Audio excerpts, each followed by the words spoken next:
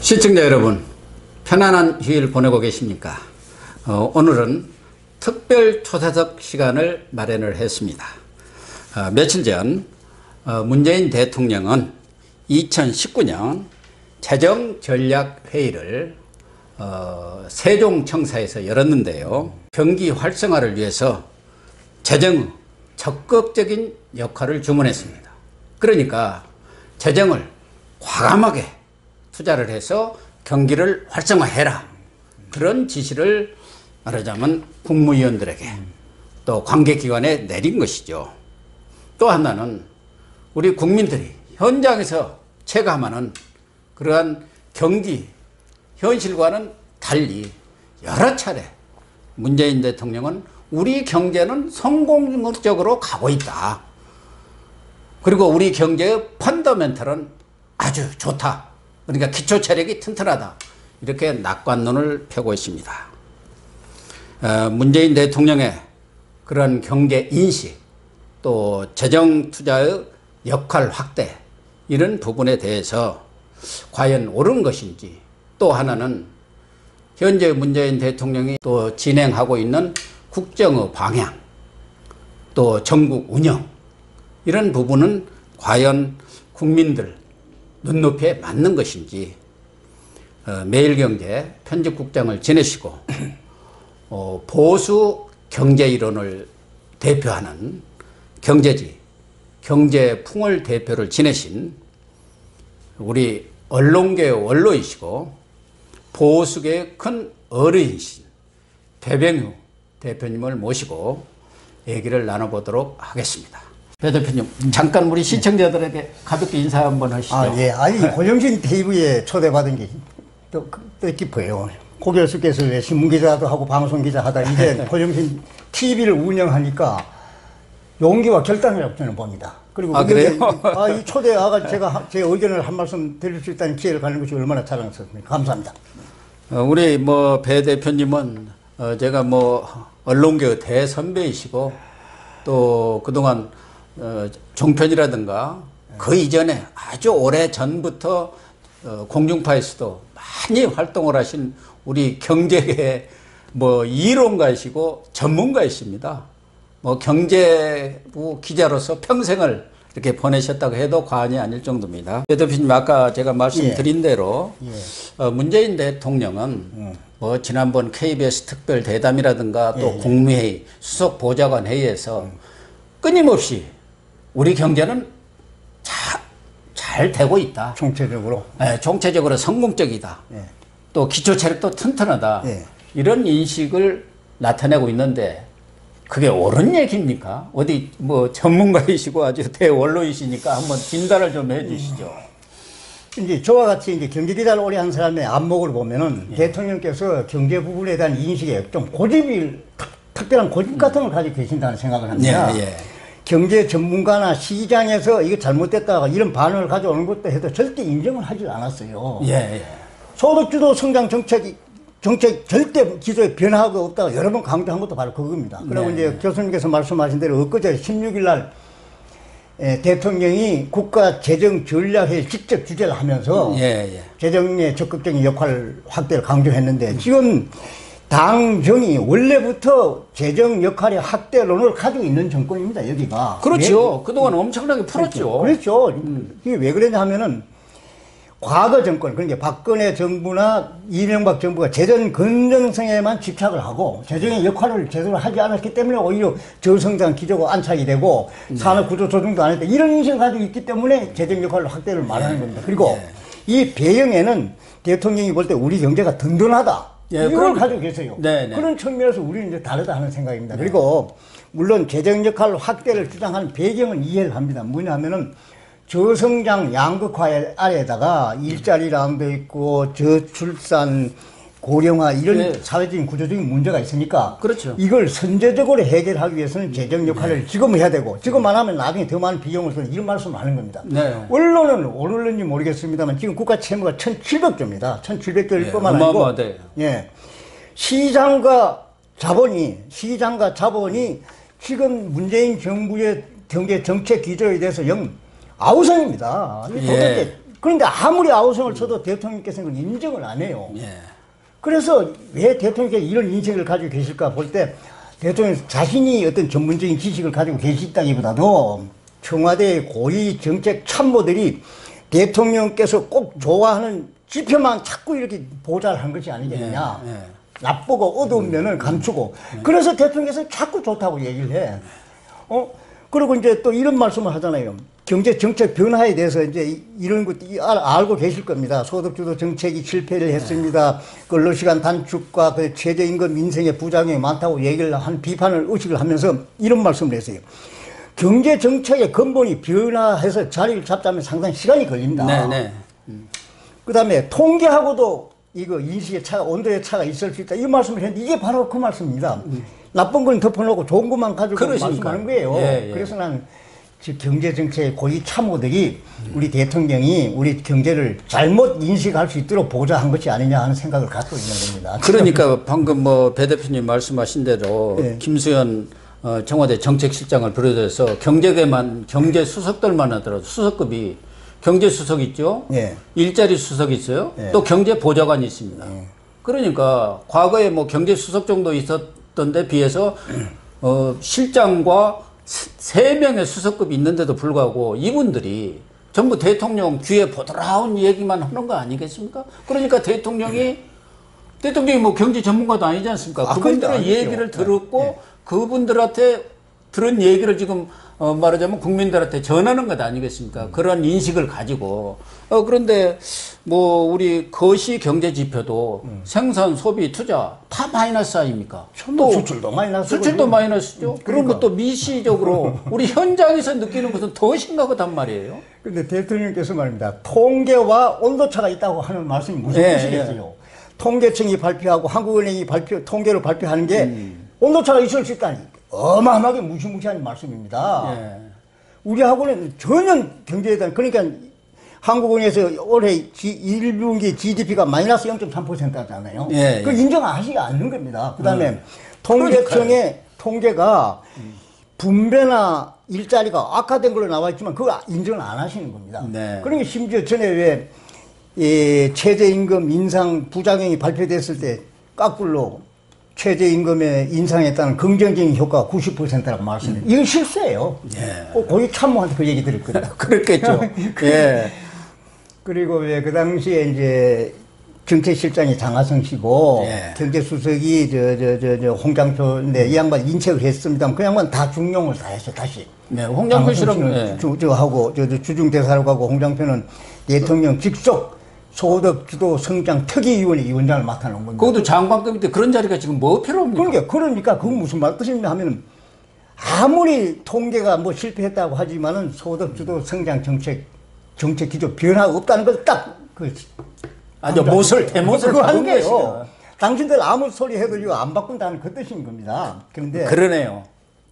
뭐 거기서도 아시겠습니다만 소득주도 성장 정책의 배경이 뭐겠습니까? 여기 좌파 논리가 작용한 겁니다. 무슨 말이냐?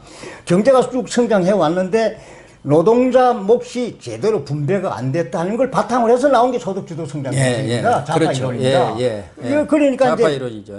남미의 좌파 포퓰리즘이라는 것도 여기서부터 나온 거거든요.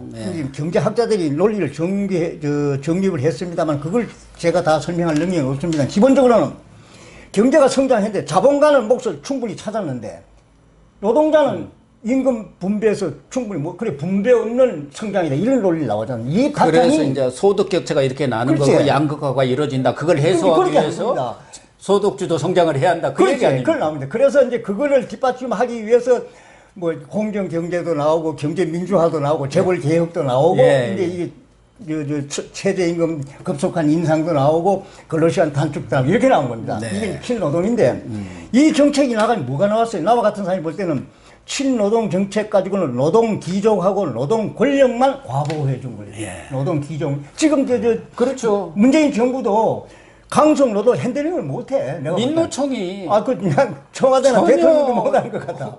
컨트롤을 못 하잖아요. 글쎄, 그러니까 기종노동하고 노동 권력만 강화시키고 보호해줄지 우리 경제 분배 개선에 도움이 안 되고 일자리에도 도움이 안 된 걸로 나왔잖아요. 그러니까 민노총 같은 경우는 또 지난 뭐 촛불 시위 때 사실상 주도적으로 했지 않습니까? 그럼요. 돈도 되고 조직을 통해서 인력도 동원했어요. 그래서 그분들이 지금 사실은 좋은 자리도 많이 갔습니다. 알게 보면. 다 있어. 그런데 청구서를 지금 너무 내밀고 있는 거 아니에요? 청와대 어느 정도로 해야죠? 노동사회 노동위원회 위원장도 그 민노총 출신이고 초대 경제 고용노동부 장관도 한국노총 출신이고 경로사위인가? 그쪽이에요. 다 그쪽 분들입니다. 노동생을 다 갔는데 지금은 민주화 운동 하던 사람들도 공개적으로 부분적으로는 민노총이 없어져야지 대한민국이 살아남는다. 이 말을 공공연히 얘기를 하고 있어요. 그런데 청와대에서도 청와대 말도 안 들어요. 지금도 청와대하고 반대되는 입장이 뭡니까? 문재인 대통령 삼성의 이재용 부회장 만나는 거 부적절해요. 만나지 마세요. 이재용 대법원 최종심 앞두고 다시 구속해서 재판받게 하세요. 이렇게 난리치잖아요. 지금. 아니 그러니까 대통령도 핸들링을 못하는 대통령이 이재용 만나가지고 맨날 국내 투자해달라고 그래가지고 180조 하고 133조 받아내는데 그거 하지 말라고 또 이러잖아요. 그래서 결국 소득주도 성장 정책이 나는 기본 바탕이 잘못 출발을 했고 우리하고 안 맞는데 했고 그다음에 이걸 밀어붙이면서 대통령이 기종노동하고 노동 권력을 지나치게 비대화시켜가지고 자기도 이제는 컨트롤, 그 감당을 못하는 그런 상황까지 와버린 것 같아요. 그래서 대통령은 이 재정 투자의 적극적인 역할을 강조를 했고 일면 또 경기를 선제적으로 대응하는 것, 구조적인 문제를 선제적으로 대응하는 것은 또 합당한 면은 있는데 KDI 우리나라 그래도 최고 국책 연구기관 아닙니까? 그렇지. 한국개발연구원이죠. 거기서 내놓은 자료는 이렇게 재정만 투입을 했는 것은 깨진 독에 물 붓기다. 아, 그래. 맞아. 지난해에도 470조. 지금 예산이요. 올해 예산이. 거기다 지금 추경까지 6조 7천억인가를 쏟아 붓었지만 과연 일자리가 생겼느냐? 경제 성장률은 마이너스로 갔어요. 그렇죠. 그래서 KDI 같은 경우는 지금 이렇게 저성장의 원인은 무슨 재정이 부족해서가 아니라 말하자면 생산성이 전혀 오르지 않은 것이다. 또 규제 개혁이라든가 이런 부분들이 이루어지고 혁신이 이루어져야 하는데 그런 부분이 안 되는 데다가 갖다 돈만 부수니까 말하자면 그 단기 알바라든가 노인 그 취업 일자리 그런 데다가 쏟아 부으니까 아무런 성과가 나지 않고 경제적 효과도 없다. 그런 얘기를 지금 하고 있거든요. KDI 리포트의 핵심은 KDI 리포트의 핵심은 저성장의 고착 이것은 생산성의 저하가 핵심이라 이렇게 돼 있어요. 노동 생산성이 임금이 올라가도 노동 생산이 안 올라가잖아요. 안 올라가죠. 그러니까 그 생산성의 문제라고 이런 얘기입니다. 그러니까 뼈아픈 지적이에요. 뼈아픈 지적인데 이건 노동계에서는 또 인정을 안 하잖아요. 안 하는 이런데 뻔해요. 경영계에서도 경영자 총협회 같은 데서도 지금까지 노동 생산성의 문제를 쭉 지적해 왔거든. 그런데 그걸 지금 손을 못 대, 정부에서. 그래서 가는 문제고. 그 다음에 일자리 말씀을 하셨습니다만은 일자리가 지금 완전히 세금 주도 일자리 아닙니까? 대통령께서는 엊그제 재정회의 할 때 4월달 고용 지표를 굉장히 긍정적으로 평가했더라고요. 근데 그건 허상이에요. 왜 허상이냐? 작년 동기에 비해서 17만 1000명인 걸만 늘어나는 걸로 돼 있는데 누가 늘어났어요? 노인 일자리. 노인 알바가 늘어나고. 그렇죠. 그리고 그 보면 핵심인 제조업 일자리 지금 수만 개 줄었어요. 그 다음에 3035, 30대, 40대 일자리 다 줄었어요. 나머지 물러나 세금 주도로 한 그 노인 알바형하고 공공기관의 단기 일자리가 많이 늘어난 겁니다. 그 다음에 실업률 보세요, 실업률. 실업률이 4.4%대, 4.4%인데 청년 실업률은 11.5%예요. 이게 사상 최고입니다. 거기다가 숨은 일자리를 합치면은 체감 실업률이 25.2%예요. 그러니까요. 24%까지 간다는 거예요. 그런데 이런데 대통령께서는 그나마 4월 고용 통계가 매우 긍정적입니다. 이렇게 평가했겠냐. 아하. 그러니까 이해가 안 가더라고요. 그러니까 참모가 고용 통계 중에서 대통령께서 말씀하기 싫고 보고 싫어하는 데이터는 보고를 안 했구나. 그렇게 밖에 해석이 안 되는 겁니다. 우리가 볼 때는 17만 7천 명 늘어나는데 전부 허상이야, 내가 볼 때는. 제조업의 일자리가 늘어나야 되고, 3040 일자리가 늘어나야 돼. 그게 다 줄고, 60대 이상 노인들 알바 늘어나게 하고, 공공기관에 단기 일자리 늘어나니 무슨 의미가 있어요, 생산성. 그러니까요. 아니 그래서 전에 박지원 그 의원이 잘하는 얘기가 있습니다. 재벌은 자식이 원수고 권력, 대통령은 소위 말해서 측근이 원수다. 말하자면 측근이라는 게 참모들 아닙니까? 이분들이 원수가 되지를 않고 정말 제대로 된 그 역할을 해야 하는데 다 대통령을 감싸고 또 뭐 나쁜 또 대통령이 기분 나빠할 그런 보고는 다 차단해 보니까 그게 원수라고 그랬는데 그게 딱 맞는 것 같아요. 그래서 제가 볼 때는 대통령께서 소득 주도 성장 정책의 기조를 바꾸려고 해도 보이지 않는 압력 때문에 못 바꾼다 하는 저는 생각을 합니다. 왜 그러냐 하면은 현에 장하성 정책실장이나 홍장표 경제수석이 가지고 들어간 소득주도 성장 정책의 배경이 좌파 논리, 진보 좌파 논리의 그 바탕이에요. 그러니까 뭐 민변, 참여연대, 경실련, 민노총 이런 데서 전부 그 반대하게 돼 있습니다. 그래서 이 배후 세력을 적으로 만들 각오가 아니면 대통령도 이거 못 바꾼다는 생각이 드는 겁니다. 그래서 대통령이 이 사람들 인책 사임을 시키면서도 소득주도 성장 정책의 기조는 변함이 없습니다. 이렇게 말씀을 딱 하니까 후임 홍남기 부총리가 손을 댈 수가 없어. 그러니까 홍남기 부총리는 지금 완전 패싱 당하는 것 같아요. 경제부총리가 손을 댈 수가 없다니까. 대통령께서 그 경제성장 정책 기조는 불변이다 딱 대못을 박아나는데 어떻게 합니까? 그러니까 그렇습니다. 이번에 버스 대란도 보세요. 홍남기 부총리가 무슨 역할을 했어요? 그러니까 완전 왕따 아니었습니까? 다른 데서 할 역할이 없어요. 거기가. 그게 무슨 말이냐면 정책 기조 자체를 청와대에서 딱 쥐고 있잖아요. 그다음 당정에 딱 쥐고 있었기 때문에 선택의 여지가 없어. 과거에 박정희 대통령 시절에는 말이죠. 경제부총리가 말이죠. 확고한 기조를 끌고 갔잖아요. 그렇죠. 전두환 대통령도. 전두환 대통령 때도 그렇죠. 경제는 임자가 주인이야. 이렇게 지금은 청와대에서 대통령께서 먼저 소득주도 성장 정책 기조는 변함이 없습니다. 딱 못을 박아놓고 경제부총리 바꿔놓으면 무슨 의미가 있어요? 그러니까 전에 김동연 부총리도 뭐 마찬가지. 장하성 씨하고 뭐 마찰을 빚는다고 해서 바꾸기는 했는데 사실은 마찰을 빚은 게 아니라 청와대가 다 소득주도 성장으로 끌고 가버리니까 김동연 부총리는 정통 테크노크라트 아닙니까? 경제 관료인데 자기하고 안 맞을 수밖에 없는 것이죠. 자기가 볼 때는 이게 말이 안 되는데 그 청와대를 이길 수가 없죠. 대통령이 장하성 편드니까. 경제학계로 보면, 경제계로 보면 주류, 비주류 막 이 싸움이 많았었는데 좌파 경제 이론을 가진 사람들하고 정통 이쪽파하고 세 대결이 보이지 않는 암투가 끝이 없이 전개가 되고 있는 겁니다. 지금도 그런 것 같아요. 그래서 이제 보수 우파 쪽에 경제 이론가 하는 사람들을 보면 저 사람들이 좌파 이론들이 적개심과 분노와 이걸로 꽉 엉켜져 있어요. 자본가한테 우리가 당했다. 자유주의한테 당했다. 시장경제한테 당했다. 해가지고 막 울분 같은 해가 이게 나와가지고 보수 세력을 완전히 적폐 세력 규정해가지고 그거 청산하고 그 다음에 이명박 대통령 시대의 4대강 이것도 그 어떤 그 분노와 적개심 가지고 막 밀고 들어가는 겁니다. 좌파들이 이제 우리가 당했다. 그러고 아까 말씀드렸습니다만 경제 성장을 했을 때 그 노동자의 몫이 큰데 제 몫을 못 받았다. 재벌은 다 받았다. 그런데 내가 볼 때는 그건 지나친 논리입니다. 우리나라 노동자의 노임도 쭉 따라 올랐어요.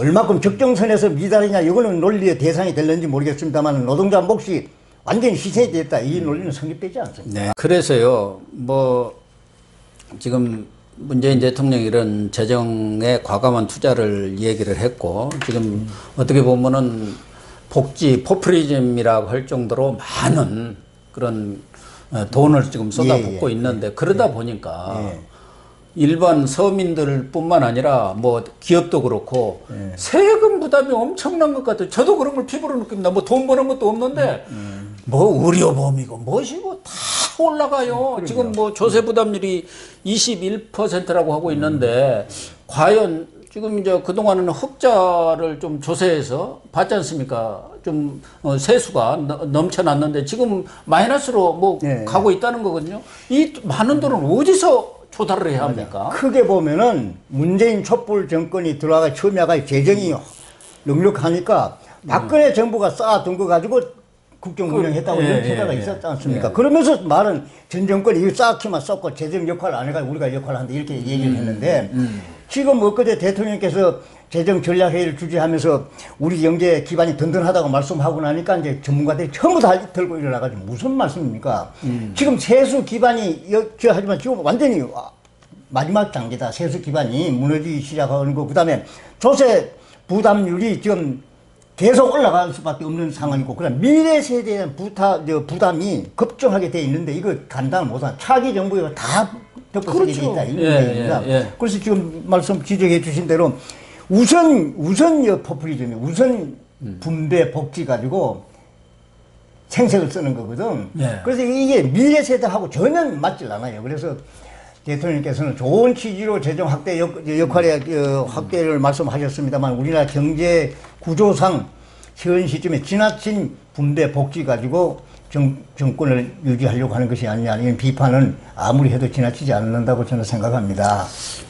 또 하나 조금 저는 아주 이 정부에서 잘못된 정책 중 하나가 탈원전 정책 그거 아닌가 하는 생각이 들어요. 이제 경제는 또 좀 그렇다 하더라도 지금 한전 하면은 우리나라 최고의 공기업이지 에너지 흑자 공기업이에요.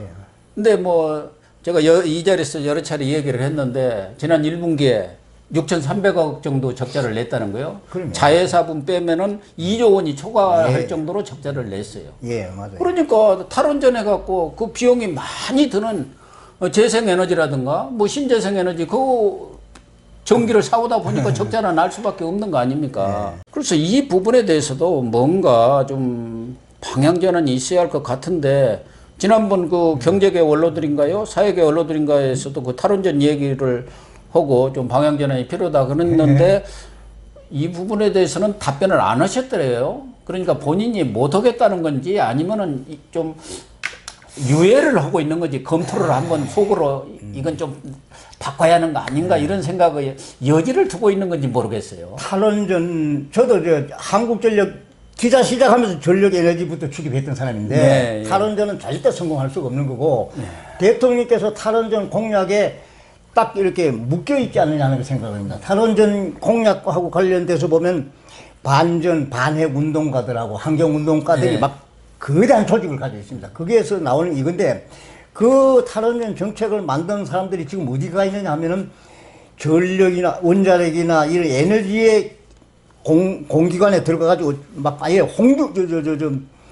저것처럼 말이지.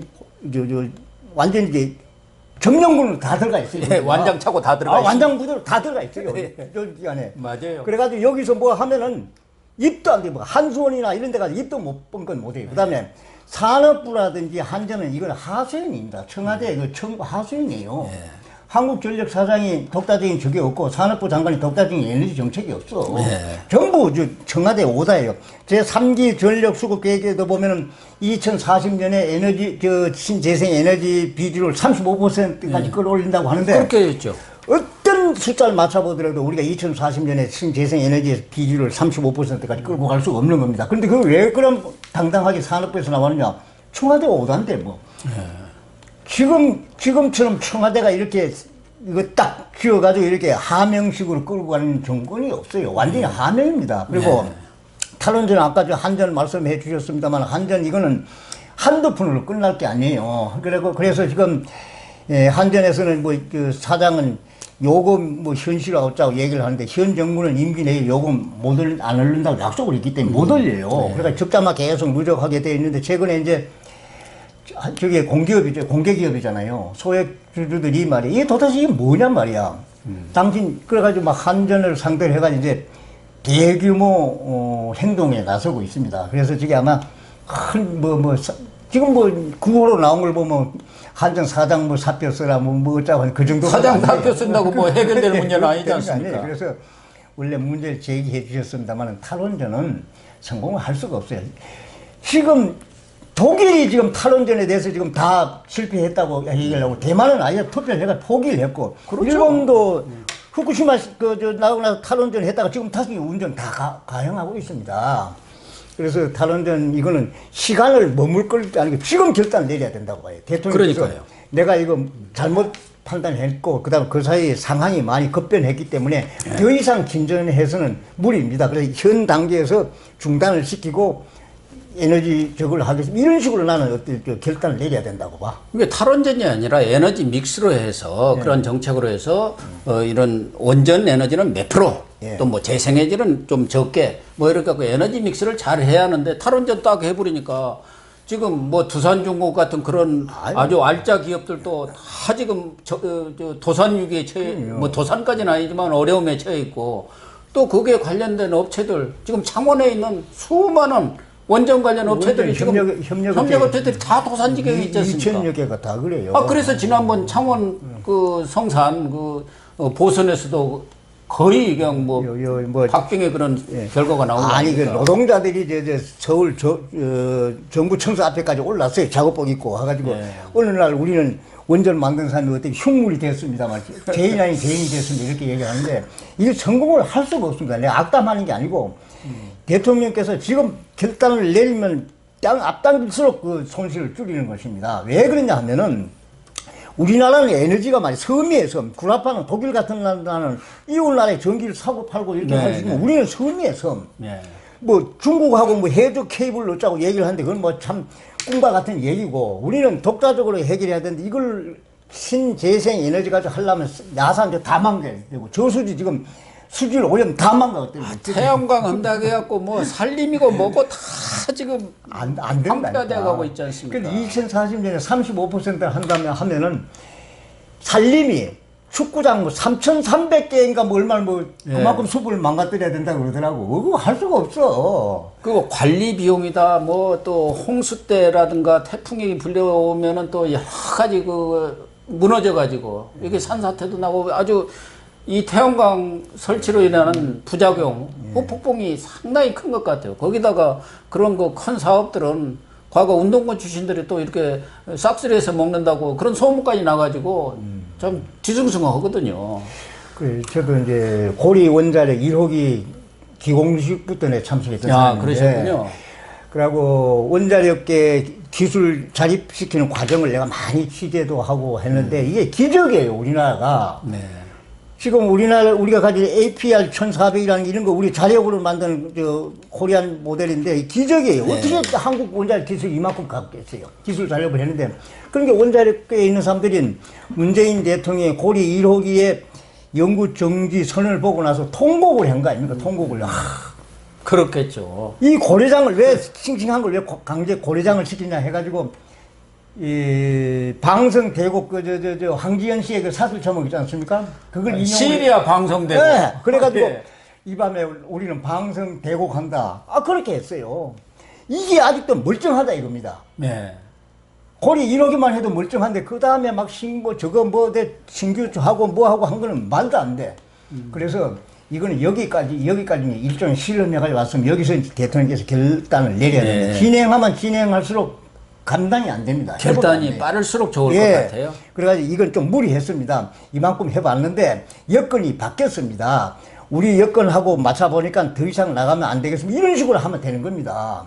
처음으로 되돌아가자는 얘기는 아니고 여기까지 온 것까지는 뭐 고리 1호기 이거 연구 정지까지는 하고 그 다음에 신재생 에너지에 대해서 보상을 해준다는 기본 원칙을 가있지만 지금처럼 강제로 해서는 안 된다 이겁니다. 산을 다 살림 다 깎고 저수지에다가 태양광 갖다 놔가지고 일본에서 다 나왔지 않습니까? 수질 오염하고 부작용이 다 나가서 안 돼요. 나중에 그게 자연 회복 비용이 더 많이 듭니다. 그래서 더 이상 긴장해서는 안 되겠다는 생각 같은 걸 하고 있어요. 저는 또 좀 걱정하는 것은 과거 뭐 DJ 정부라든가 다른 정부에서는 어떻게 보면 미래 먹거리 산업이랄까 그런 것들을 적극적으로 개발했거든요. 그래서 우리 경제가 끊임없이 발전해 왔고 또 노동 시장을 형성을 하고 일자리를 만들어냈는데 이 정부에 들어와서는 많은 재정 투자를 했는데도 불구하고 그걸 만들어내지도 못했고 지금 산업정책이라든가 과연 우리가 10년 뭐 20년은 넘어서 4, 50년까지 우리 미래 세대를 위해서 무슨 먹거리를 만들 것인가. 적어도 이 5년간에 최소한도 뭐 하나 정도는 만들어야 하는데 요즘 뭐 미래 자동차 산업에다 뭐 투자를 하겠다. 또 뭡니까? 비메모리 산업에다 투자를 하겠다. 뭐 하는데 그것들이 국민들 입장에서는 이렇게 과거에 김대중 대통령이나 다른 정권에서 했던 것처럼 그렇게 뚜렷한 것이 없는 것 같아요. 그게 제일 저는 불안해요. 맞습니다. 우리 경제가 성장한 기본 툴이, 기본 바탕이 자본주의 시장 경제 아닙니까? 예. 자본주의 시장 경제 원칙 그 자체를 인정을 안 하는 게 제일 큰 문제입니다. 그 바탕에는 좌파 이론이 깔려있기 때문에 그래요. 그리고 지금 정책 담당한 사람들 머릿속에는 남미형 포퓰리즘이 지금 다 들어있는 양반들이에요. 네. 이거에 대통령이 그 우에 계시는 것 같은 그게 딱 우리 같은 사람 눈에 보여요. 네. 자본주의 시장 경제 원리에 이야기하면은 삼성이 왜 욕을 먹어야 됩니까? 대한항공이 왜 저렇게 압살을 당해야 됩니까? SK 이런 데가 다 국가 유공 세력입니다. 다만 오나가 뭐 갑질을 하고 행포하고 뭐 하고 하는 거 이거는 뭐 법으로 다스려야 그건 되지만 이제 어떤 품성의 문제이지 그럼요. 기업이라든가 본질적으로 해야 할 역할하고는 관계가 없는 거예요. 신동진 LG그룹 롯데그룹 회장이 이번에 트럼프가 트럼프 청와대 만났어요. 부르는 거 보셨죠? 백악관 불러서 LG의 구본부 회장도 전에 오바마 대통령이 현장까지 예, 오고 그랬어요. 예, 예. 이재용 회장이 인도 가고 중국 가고 여기 가면 국빈이에요, 국빈. 그러니까 원수급이에요. 원수들이 아주 직접 직사 모시듯이 하지 않습니까? 대우의 김우중 회장이 옛날 베트남 가길 때도 국빈이었어요. 대통령 가서 혼밥 먹는데 그분들은 아주 직사 대접하지 않습니까? 그런데 지금 뭐 이재용을 지금도 구속 한편에 대통령이 한편에는 국내 투자 좀 해주시오 부탁을 하고 또 한편에는 잡아넣으시오 그러고 이게 뭐 어떻게 하자니. 그다음에 좀 지나간 얘기입니다만 대한항공의 조 회장 뭘 그렇게 잘못했어요? 그 갑질한 부분 조그만 거예요. 그건 처벌하면 되는 사소한 거예요. 거죠. 기업의 본질적인 내용하고는 10개 정부기관이 달려붙어요. 압수수색하고 이런 정권이 어디 있어요 세상에. 그래서 이러면 안 돼. 자본주의 시장의 기본 원리 자체는 그 김대중 대통령이 그러니 좌파 이념을 가지고 있지만은 자본주의 시장의 기본 원리에 대해서 얼마나 철저했어요 그분이. 네. 김대중 대통령이 이런 측면에서 평가를 받아야 돼. 좌파 이론을 가진 양반인데 자본주의 시장의 기본 툴에 대해서는 철저하게 평가를 해주고 삼성을 평가해주고 LG를 평가해주고 현대를 평가해주잖아요. 그래서 성공했어요 그거에. 그러니까 김대중 대통령 얘기 나왔으니까 말씀드리자면 그분이 햇볕 정책을 했어요. 남북관계 개선을. 그럼에도 불구하고 그 바탕에는 한미 동맹 이거 철저한 기반 위에서 추진해야 한다는 그런 원칙을 갖고 있었던 거예요. 근데 지금은 한미 동맹이 아니라 민족끼리 민족 공조로 지금 가고 있지 않습니까? 그러니까 미국으로부터 지금 왕따를 당하고 있고 불신을 받고 있는 거 아니겠습니까? 한미동맹 없어진 거 있고 9.19 남북 군사 합의라는 게 뭡니까? 송영무 초대 장관이라는 양반 국방연구원 세미나에 기조연설한 거 처음 보니까 피를 토하겠다. 우리 같은 사람 입장에는. 김정은이가 어떻게 민주의식을 가지고 있어? 3대 세습 정권이 자기 아버지 고모부 총살시키고 한 사람이 어떻게 민주의식을 가지고 있어요? 초대 국방부 장관이라는 양반이 그런 논리를 가지고 공개적으로 얘기를 해요. 참 기가 차서 말이죠. 내일 모레 트럼프 대통령이 우리나라에 온다. 6월달에 6월달에 온다. 아베하고 실컷 하고 여기 잠깐 들리는 거예요. 하도 액을 못 그러니까 좀 제발 내 체면 좀 세워달라. 그래야 김정은이라도 한번 만나겠다고 지금 그렇게 해가지고 겨우 잠깐 들리는 거 아닙니까? 문재인 대통령은 트럼프 오면 북한에 쌀 지원할 테니까 좀 인정해 주세요. 이거 아마 얘기를 할 겁니다. 그 쌀 지원 얘기가 나왔으니까 우리 국민들 상당수는 뭐 인도적 차원에서 북한이 지금 식량난을 겪고 있다니까 도와주는 것도 있을 수 있는데 그러면 김정은이가 받는 사람으로서 A라는 게 있지 않습니까? 도움을 이건 뭐 완전히 물에 빠진 사람 구해주니까, 보따리 내놓으라는 것이고, 그것을 넘어서 지금 미사일까지 막 쏘아대고 있잖아요. 그럼요. 그런데다 대고, 과연 쌀을 줘야 하느냐. 쌀도 지금 김정은이는 50만 톤 이상 달라는다는 거예요. 거기다가 붙여서 그것은 기본이고, 금강산, 또 개성, 이 부분을 당신들이 트럼프를 압박해서 풀어라. 그걸 가지고 와야 내가 뭐 정상회담을 하든 특사를 만나주겠다 뭐 이런다는 거예요. 최근에도 북한에서 말장난 하지 말고 개성공단이나 풀어라. 그러니까요. 미국 눈치 보지 말고 네 혼자 힘으로 풀어라 이렇게 얘기를 하는데 북한 쌀 문제에 대해서 기본적으로 이런 게 있습니다. 국제사회에서는 북한이 자기들이 가지고 있는 자원은 미사일 개발하고 주민들이 먹고 살 쌀은 국제사회에 구걸을 하고, 이게 말이 되느냐. 자기 자원을 가지고 국민을 먹여 살리고 모자라면 도와주면 좋지만은 자기가 생산되는 GDP 가지고는 핵과 미사일 개발해가지고 저걸 하면서 배고픈 국민들 저거는 국제사회나 남조선한테 대해서 해달라는 게 말이 되느냐. 이런 얘기. 그 다음에 최근에 여론조사도 보면 아직도 북한이 할 때 반대가 훨씬 많아요. 찬성보다도. 네. 쌀 지원을. 그래서 지금 대통령은 쌀 지원, 이번에도 세계 식량기구에 왔을 때 보니까 통일부 장관 만나고 외교부 장관 만나고 누구 만나고 그 다음에 대통령도 만나가지고 인도주의적 차원에서 이게 필요합니다. 이렇게 강조를 했더라고요. 그러고 네. 5당 대표 회의하자는 것도 무슨 말씀이냐면 대북 식량 지원에 대해서는 5당 대표들이 전폭적으로 좀 합의 좀 해주세요 하는 그게 목적입니다. 그 모양새 갖춰주라는 거 아닙니까? 그래서 자유한국당에서 나 그렇게 안 하겠다. 1대1로 하자. 이렇게 얘기 나오는 게요. 아니, 자유한국당 입장에서는 지금 패스트트랙법 그게 가장 핵심인데 그것은 쏙 빼버리고 그건 이미 기정사실하고 와서 쌀 지원하는데 들러리 서달라고 그러는데 가겠습니까? 말이 안 되지. 그래서 북한이 변하지 않았습니다. 난 송영무 장관 같은 사람이 공개적으로 말입니다. 영구의 기조연설을 하면서 북한의 김정은이가 민주의식에 접근해 있다고 이렇게 공개적으로 어떻게 국방장관 출신이 그렇게 얘기를 합니까? 9.19 합의만 하더라도 우리 이 보수 쪽에서는 그건 완전히 우리 안보를 무너뜨리는 완전히 그냥 무장 해제하는 합의라고 그렇게 얘기를 하고 있지 않습니까? 그것도 아마 문재인 대통령 눈치를 봐서 그런 말씀을 했을 거예요. 정장관 그랬겠죠.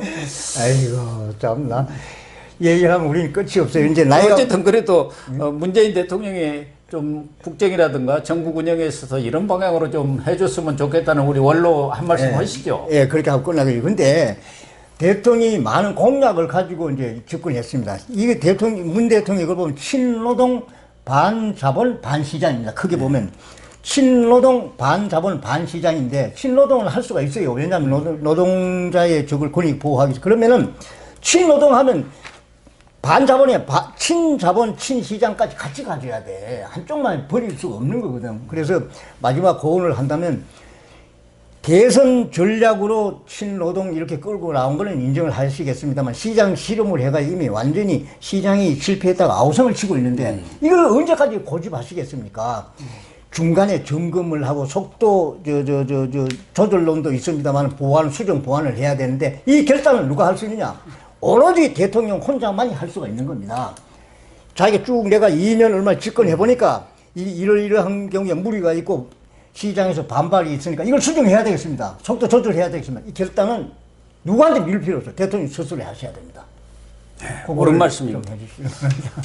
시청자 여러분, 우리 보수계의 아주 원로 농객이신 배병우 대표님께서 정말 피를 토하는 심정으로 우리나라가 나가야 할 바른 길을 말씀해 주셨습니다. 이 말씀이 우리 시청자들이나 저희들만 들을 게 아니라 정말 문재인 대통령 또 참모들이 듣고 나라의 방향을 전면적으로 대전환, 혁신하는 그런 계기가 되었으면 참으로 좋겠습니다. 오늘 방송 마치겠습니다. 감사합니다.